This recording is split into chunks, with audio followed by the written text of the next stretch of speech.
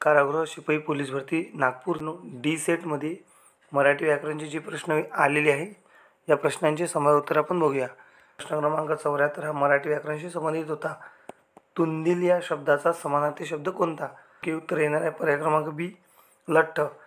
प्रश्न क्रमांक 75 10 घराची धुनी भांडी करून संसार करणाऱ्या आशेबाईचा तरुण मुलगा मात्र कायम लोळत पडलेला असतो म्हणतात ना।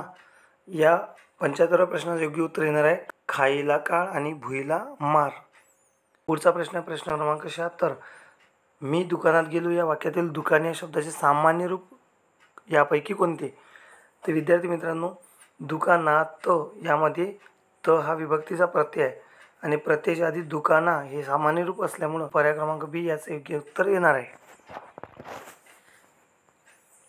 पुढचा प्रश्न क्रमांक 77 खालील सामासिक शब्दाचा प्रकार सांगा। प्रतिवर्षी वर्ष या नामाच्या आधी म्हणजे वर्षी या नामाच्या आधी प्रति हे उपसर्ग जोडलेले आहे। अवयभाव समासाचे उदाहरण असल्यामुळे पर्याय क्रमांक सी योग्य उत्तर येणार आहे। त्यानंतर आहे 78वा प्रश्न अमृताहुनी गोड नाम तुझे देवा।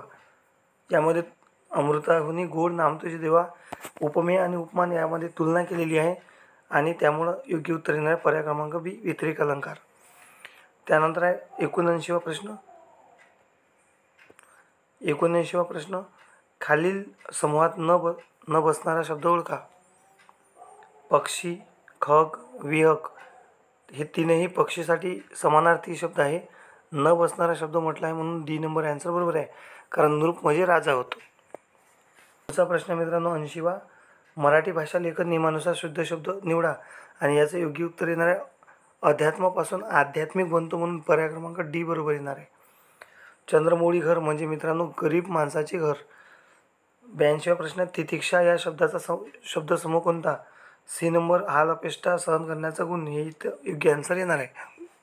प्रश्न क्रमांक 83 ज्या शब्दाचा मूळ रूपात बदल होत नाही बदल न होणाऱ्याला आपण अविकारी म्हणतो म्हणून पर्याय क्रमांक ए याचे योग्य उत्तर येणार आहे।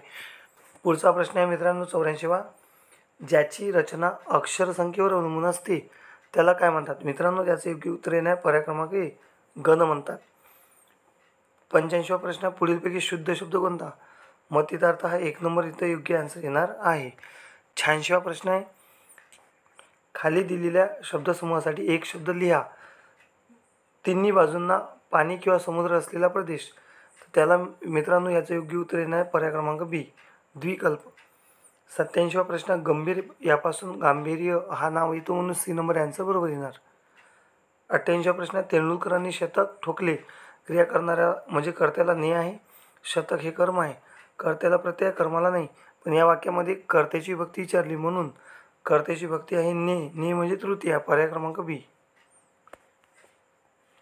धनुर्वात या शब्दाचा पुढचा प्रश्न क्रमांक 89 धनुर्वात या शब्दाचा संधी विग्रह खालीलपैकी कसा कराल? तर वर रफार आहे रचा तो विसर्गाचा झालेला असतो म्हणून धनु विसर्ग अधिक वात पर्याय क्रमांक 1 याचे योग्य उत्तर आहे। 90वा प्रश्न पुढील वाक्यात कोणता प्रयोग आहे ते ओळखा। कविता पेरू खाते, खाते हा क्रियापद आहे, कर्म आहे पेरू आणि कर्ता आहे कविता, कर्त्याला प्रत्यय नाही म्हणजे कर्तरी आणि वाक्यात कर्म दिला आहे म्हणून सकर्मक कर्तरी प्रयोग पर्याय क्रमांक 1 सकर्मक कर्तरी प्रयोग बरोबर आहे। 91वा प्रश्न आहे नकारार्थी वाक्याला अशी म्हणतात। नकारार्थी वाक्याला मित्रांनो अकरणरूपी वाक्य असेही म्हणतात पर्याय क्रमांक सी योग्य उत्तर आहे। 92वा प्रश्न पानिपतावर 1.25 लाख बांगडी फुटली, तुम्हाला ओळखीचाच प्रश्न असला लक्षणाशक्ती। 1.25 लाख बांगडी फुटली म्हणजे 1.25 लाख सैनिक मृत्युमुखी पडले।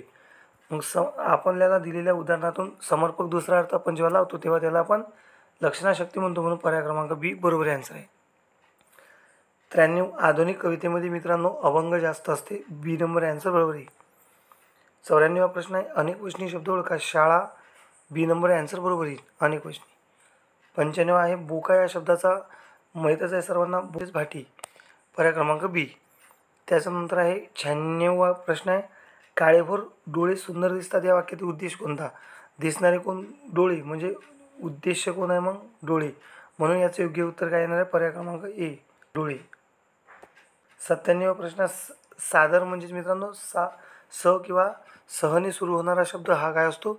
सहबहुव्रीही समासाचा म्हणून पर्याय क्रमांक बी याचे योग्य उत्तर आहे।